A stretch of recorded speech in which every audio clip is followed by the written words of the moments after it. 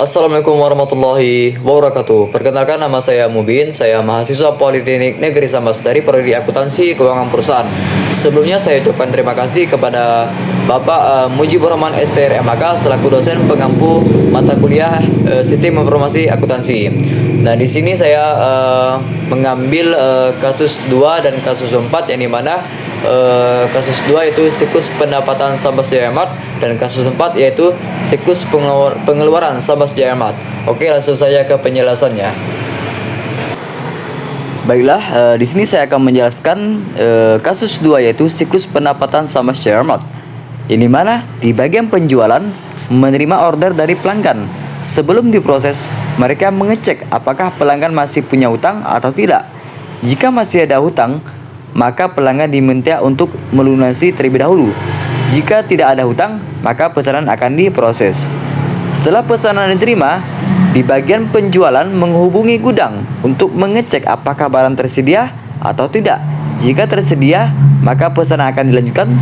Kalau tidak ada stok, maka pesanan akan dibatalkan. Nah, selanjutnya di bagian penjualan membuat surat tagihan dalam 3 rangkap.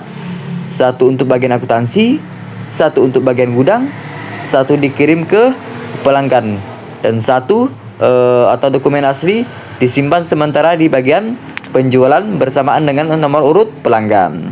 Kemudian di bagian gudang menyiapkan barang sesuai dengan surat tagihan, lalu membuat surat pengiriman barang sebanyak 4 tembusan. Tembusan pertama yaitu ke bagian akuntansi, tembusan kuda yaitu ke bagian pelanggan, tembusan ketiga di bagian penjualan, dan 1 dokumen asli disimpan ke bagian gudang bersamaan dengan surat tagihan.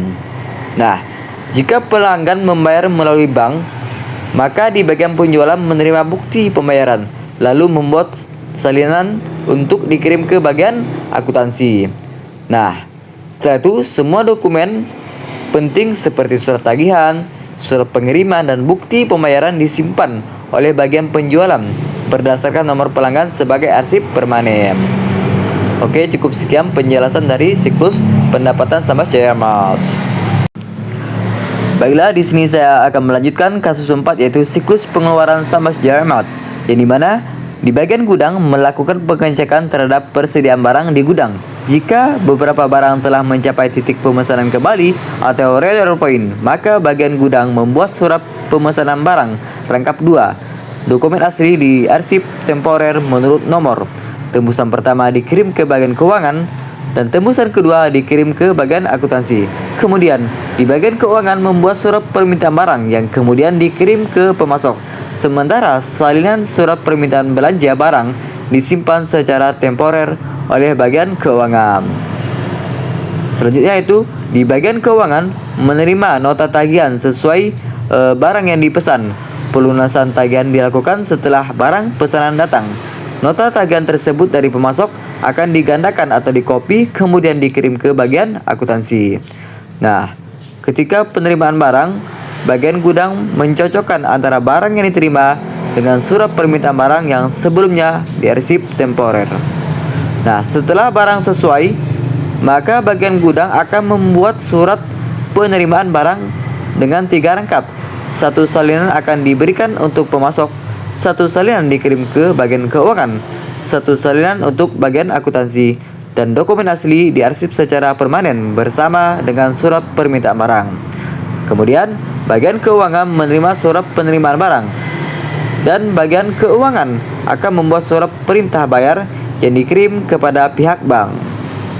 Kemudian bagian keuangan menyimpan dalam arsip temporer nota tagihan, surat permintaan barang, dan surat penerimaan barang. Dan bagian keuangan membuat surat perintah untuk membayar dengan 2 tembusan.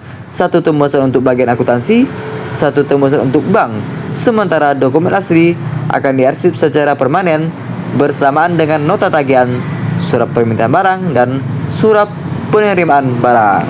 Oke, baiklah, cukup sekian penjelasan dari siklus pengeluaran Sambas Jaya Mart. Baiklah, cukup sekian penjelasan yang dapat saya sampaikan mengenai flowchart ini, mana dari kasus pendapatan dan kasus pengeluaran Sambas Jaya Mart. Oke, wassalamualaikum warahmatullahi wabarakatuh.